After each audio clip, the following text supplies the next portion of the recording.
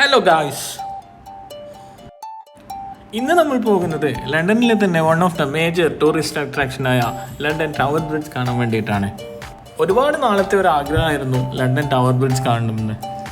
1894 London tower bridge സ്ഥാപിച്ചത്.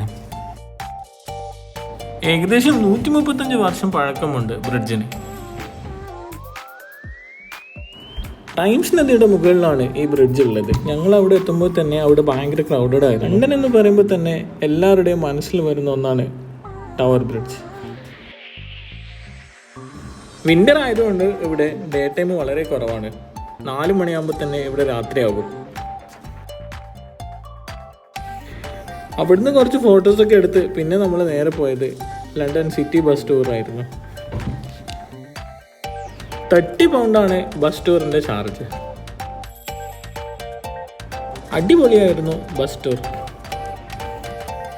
London സിറ്റിയിലെ തന്നെ മേജർ അട്രാക്ഷൻ സെൻ്ററൊക്കെ ഈ ബസ് ടൂറിൽ കാണാൻ പറ്റി.